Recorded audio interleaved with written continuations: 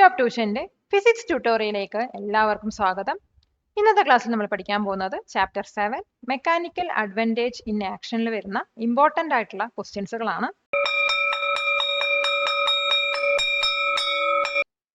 Question: what is a simple machine? Simple machine പറഞ്ഞാൽ എന്താണ്? വർക്കൊക്കെ വളരെ ഈസി ആക്കാൻ വേണ്ടിയിട്ടുള്ള ഒരു ബേസിക് ആയിട്ടുള്ള മെക്കാനിക്കൽ ഡിവൈസ് ആണ് സിമ്പിൾ മെഷീൻ എന്ന് പറയുന്നത്. സിമ്പിൾ മെഷീൻ വന്നിട്ട് ഫോഴ്സിന്റെ ഡയറക്ഷൻ അല്ലെങ്കിൽ മാഗ്നിറ്റ്യൂഡ് ആണ് ചേഞ്ച് ചെയ്യുന്നത്. എക്സാമ്പിൾ ആയിട്ട് പറയുകയാണെങ്കിൽ ലിവർ, പുള്ളി, അതുപോലെ ഇൻക്ലൈൻഡ് ആയിട്ടുള്ള പ്ലെയിൻ ഒക്കെയാണ്. അപ്പൊ ഇതിന്റെ ആൻസർ നമുക്ക് ഇങ്ങനെ എഴുതാൻ നോക്കാം. A simple machine is a basic mechanical device that makes work easier. It changes the direction or magnitude of a force. Examples include the lever, pulley, and inclined plane. They are the building blocks of more complex machines.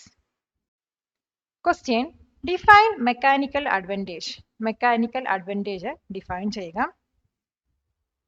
ഒരു simple മെഷീനിലുള്ള ലോഡിന്റെയും എഫേർട്ടിന്റെയും ratio ആണ് mechanical advantage എന്ന് പറയുന്നത്. അപ്പൊ ഇതിന് units ഒന്നുമില്ല, കാരണം ഇത് വന്നിട്ട് രണ്ട് ഫോഴ്സസിന്റെ റേഷ്യോ ആണ്. ഇതിൽ യൂസ് ചെയ്യുന്ന ഫോർമുല എന്ന് പറയുന്നത് mechanical advantage equal to load divide by effort ആണ്. അപ്പൊ ഇതിന്റെ ആൻസർ നമുക്ക് എങ്ങനെ വിശദീകരിച്ച് എഴുതാൻ നോക്കാം. Mechanical advantage is the ratio of the load to the effort in a simple machine. The formula is mechanical advantage equal to load by effort. It is a number that shows how many times the machine multiplies the effort force. It has no units because it is a ratio of two forces. Question: What are the three orders of levers? Three orders of levers ഏതൊക്കെയാണ്? ഇപ്പോൾ ലിവേഴ്സിനെ fulcrum, load, effort ഇവയുടെ പൊസിഷന്റെ അടിസ്ഥാനത്തിലാണ് മൂന്ന് orders ആയിട്ട് classify ചെയ്തിരിക്കുന്നത്.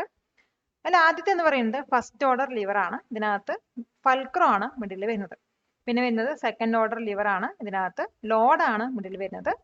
പിന്നെ വരുന്നത് third order lever ആണ്. ഇതിനകത്ത് എഫേർട്ട് ആണ് മിഡിലായിട്ട് വരുന്നത്. പിന്നെ ആൻസർ നമുക്ക് എങ്ങനെ എഴുതാൻ നോക്കാം. Levers are classified into three orders based on the relative positions of the fulcrum, load, and effort. A first order lever has the fulcrum in the middle. A second order lever has the load in the middle. A third order lever has the effort in the middle. Question: Give an example for each order of lever. ഓരോ order of ലിവറിനും example വീതം എഴുതുക. ഇപ്പൊ ഓരോ order ലിവറും അത് provide ചെയ്യുന്ന അഡ്വാൻറ്റേജസിന്റെ ബേസിസിലാണ് അത് different പർപ്പസസിന് വേണ്ടിയിട്ട് use ചെയ്യുന്നത്. ഇപ്പൊ ഫസ്റ്റ് ഓർഡർ ലിവറിന്റെ എക്സാമ്പിൾ എന്ന് പറയുന്നത് സീസോ അല്ലെങ്കിൽ പെയർ ഓഫ് സിസേഴ്സ് ആണ്. സെക്കൻഡ് ഓർഡർ ലിവറിന്റെ എക്സാമ്പിൾ എന്ന് പറയുന്നത് വീൽ ബാരോ അല്ലെങ്കിൽ ബോട്ടിൽ ഓപ്പണർ ആണ്. തേർഡ് ഓർഡർ ലിവറിന്റെ എക്സാമ്പിൾ ആയിട്ട് പറയുന്നത് പെയർ ഓഫ് ടോങ്സ് അല്ലെങ്കിൽ ഫിഷിംഗ് റോഡ് ആണ്. അപ്പൊ ഇതിന്റെ ആൻസർ നമുക്ക് ഇങ്ങനെ എഴുതാൻ നോക്കാം.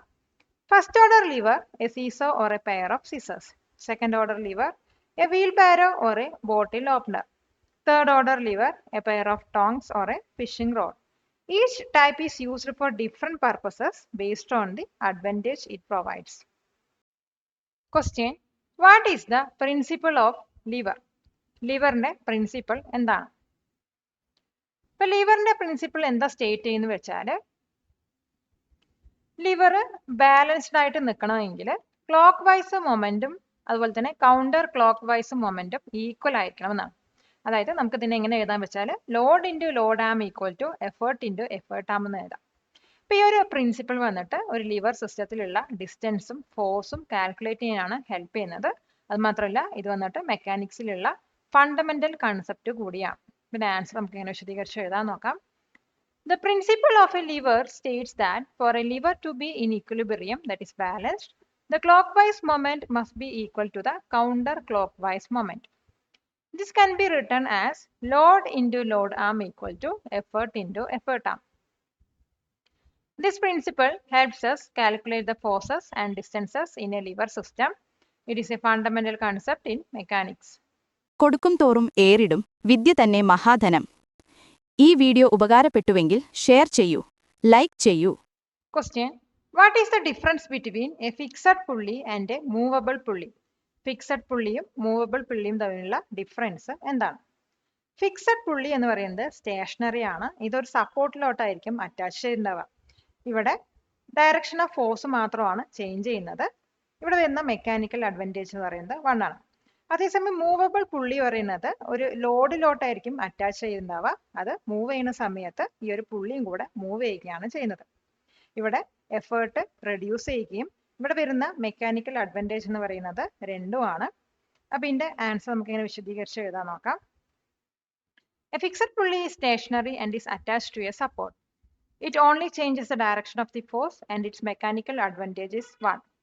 A movable pulley is attached to the load and moves with it. It reduces the effort required and a single movable pulley has a mechanical advantage of 2. Question. How is the mechanical advantage of an inclined plane calculated? എങ്ങനെയാണ് inclined planeലുള്ള mechanical advantage calculate ചെയ്യുന്നത്? Incline പ്ലെയിനിന്റെ mechanical advantage എന്ന് പറയുന്നത് സ്ലോപ്പിന്റെ ലെങ്ത്തും അതുപോലെ തന്നെ vertical ഹൈറ്റുമായിട്ടുള്ള ratio ആണ്. അതായത് mechanical advantage എന്ന് പറയുന്നത് length of incline plane divided by height of incline plane ആണ്. അപ്പോൾ ലോങ്ങറും അതുപോലെ തന്നെ ലെസ് സ്റ്റീപ്പായിട്ടുള്ള ഇൻക്ലൈൻഡ് പ്ലെയിനകത്ത് വളരെ കൂടുതൽ മെക്കാനിക്കൽ അഡ്വാൻറ്റേജ് ആയിരിക്കും ഉണ്ടാവുന്നത്. ഇതിനർത്ഥം ഇവിടെ ലെസ് എഫേർട്ടായിരിക്കും ഒരു ലോഡ് മൂവ് ചെയ്യാൻ ആവശ്യമായിട്ട് വരുന്നത്. അപ്പൊ ഇതിന്റെ ആൻസർ നമുക്ക് എങ്ങനെ എഴുതാൻ നോക്കാം. The mechanical advantage of an inclined plane is the ratio of the length of the slope to its vertical height. Mechanical advantage equal to length of inclined plane divided by height of inclined plane.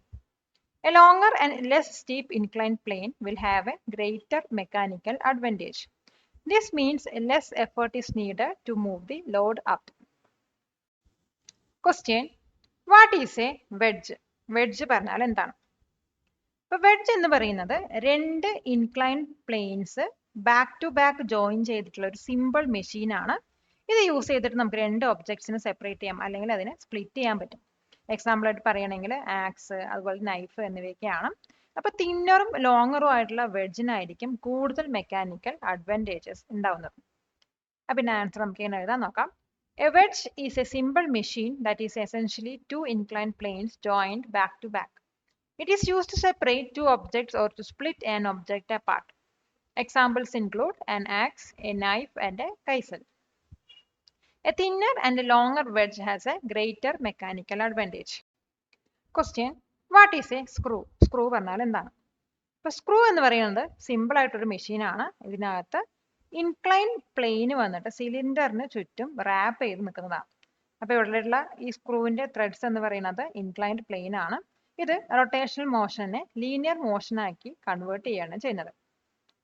ഇത് use ചെയ്തിട്ട് രണ്ട് വസ്തുക്കൾ നമുക്ക് hold ചെയ്ത് വെക്കാം അല്ലെങ്കിൽ heavy lords ഒക്കെ lift ചെയ്യാം. പിന്നെ ആൻസർ നമുക്ക് ഇങ്ങനെ എഴുതാൻ നോക്കാം. A screw is a simple machine that can be thought of as an inclined plane wrapped around A cylinder.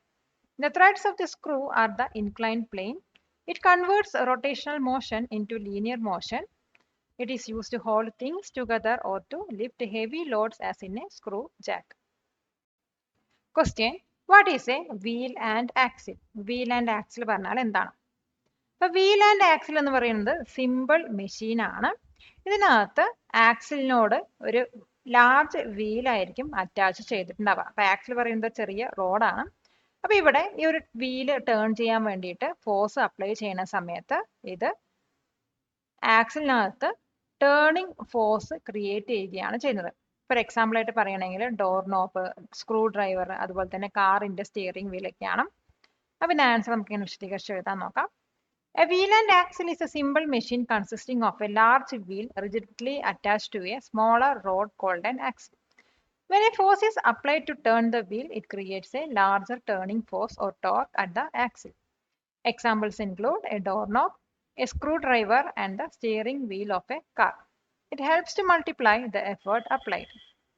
High school വിദ്യാർത്ഥികൾക്കായി ചെറിയ ബാച്ച് സൈസിലുള്ള ട്യൂഷൻ ക്ലാസുകളിലൂടെ മികച്ച വിജയം നേടാൻ ഇന്ന് തന്നെ ടോപ്പ് ട്യൂഷൻ സെന്ററിൽ ജോയിൻ ചെയ്യൂ.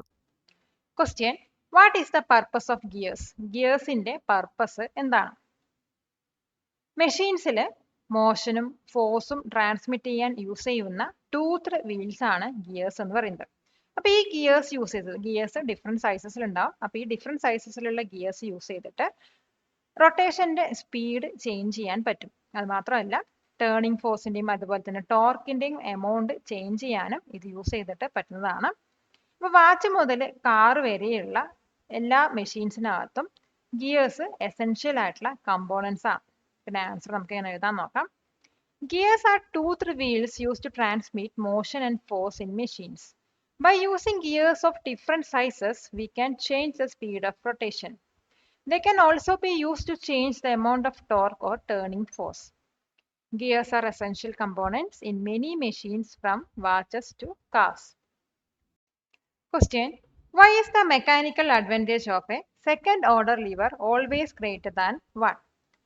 സെക്കൻഡ് ഓർഡർ ലിവറിന്റെ മെക്കാനിക്കൽ അഡ്വാൻറ്റേജ് എന്തുകൊണ്ടാണ് എപ്പോഴും ഗ്രേറ്റർ ദാൻ 1 ആവുന്നത്?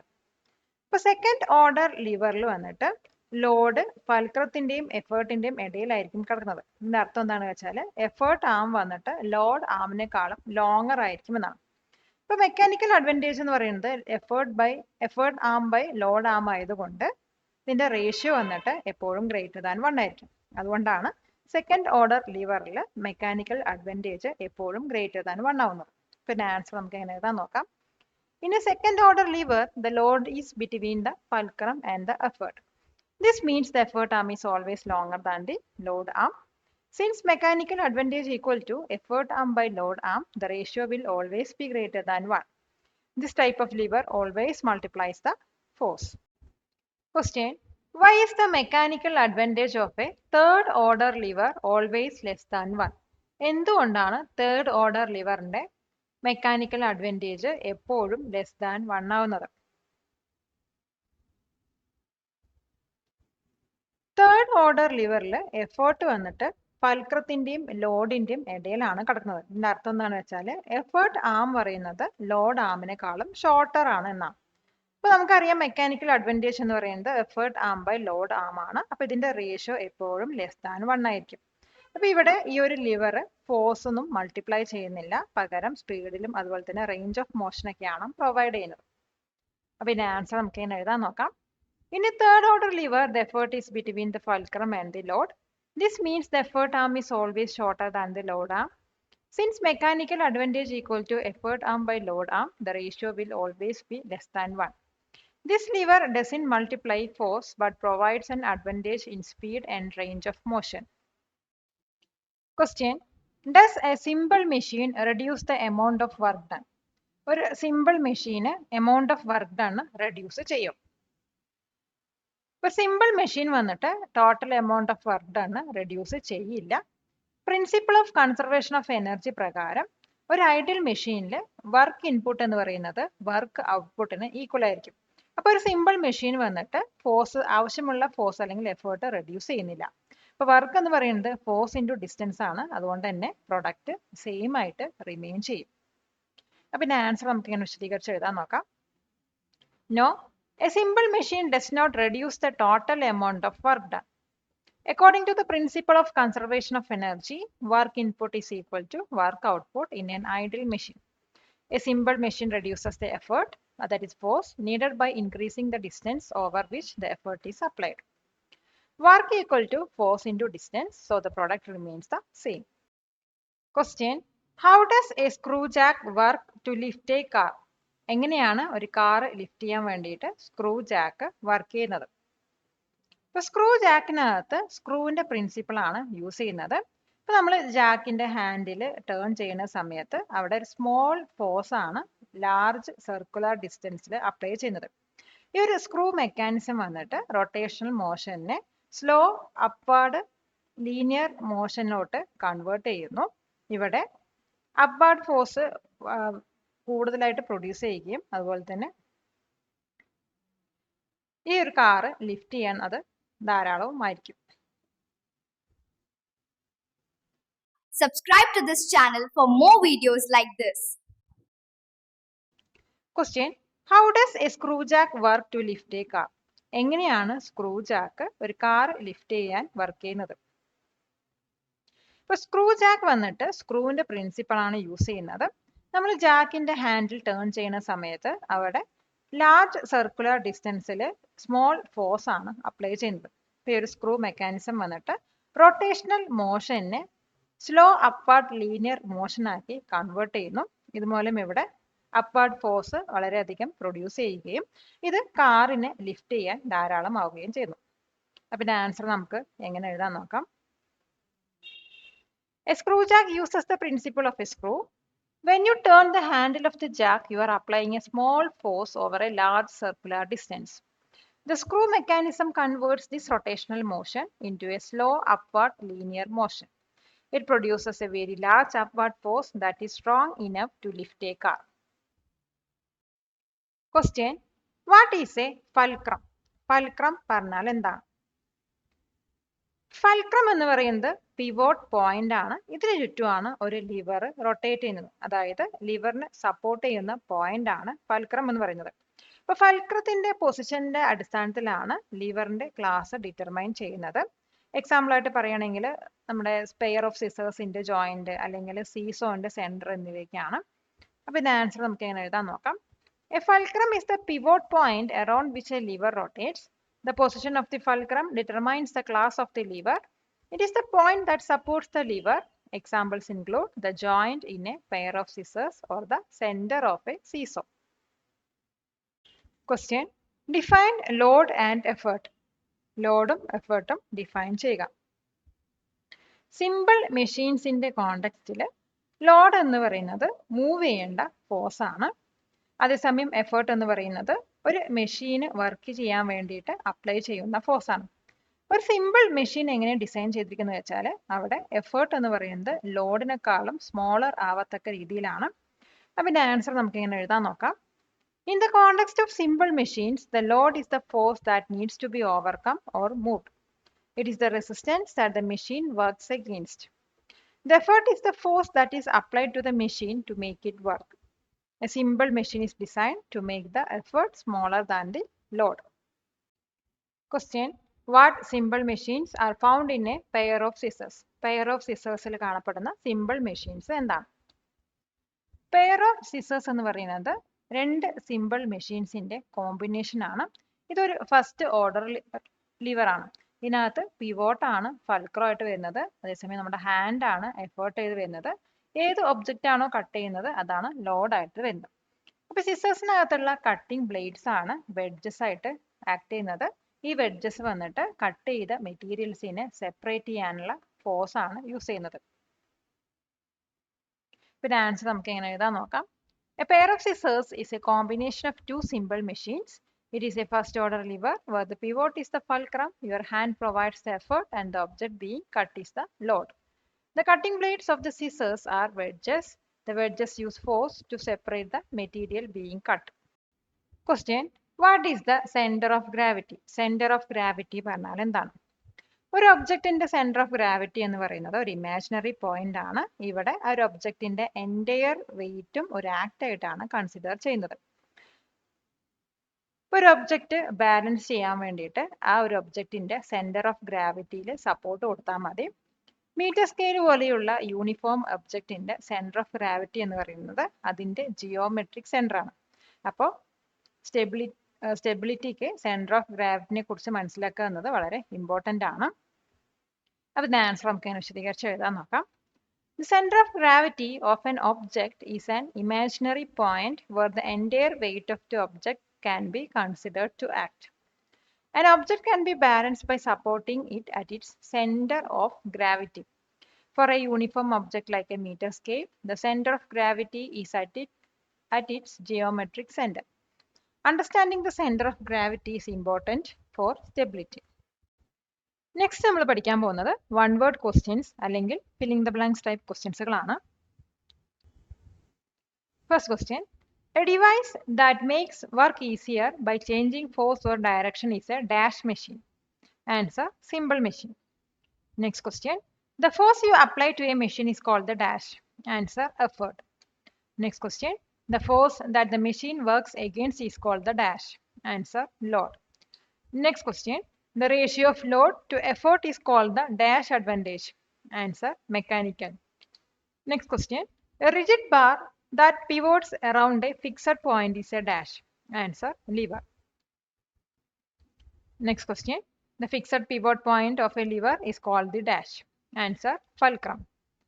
Next question: A lever with the load between the fulcrum and the effort is a dash order lever.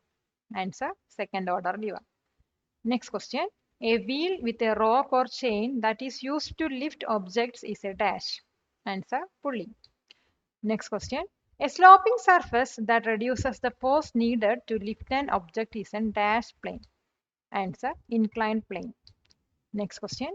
A simple machine that is two inclined planes back to back is a dash. Answer, wedge. Next question.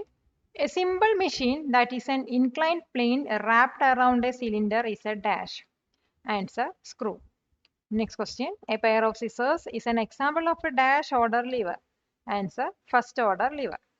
Next question. A wheelbarrow is an example of a dash order lever. Answer, second order lever. Next question. A fishing rod is an example of a dash order lever. Answer, third order lever. Next question. The mechanical advantage of a single fixed pulley is dash. Answer, 1. Next question. The mechanical advantages of a single movable pulley is dash. Answer, 2. Next question. Toothed wheels that transfer motion are called dash. Answer, gears. Next question. A doorknob is an example of a wheel and dash. Answer, axle. Next question. The principle of a lever states that load into load arm equal to effort into dash.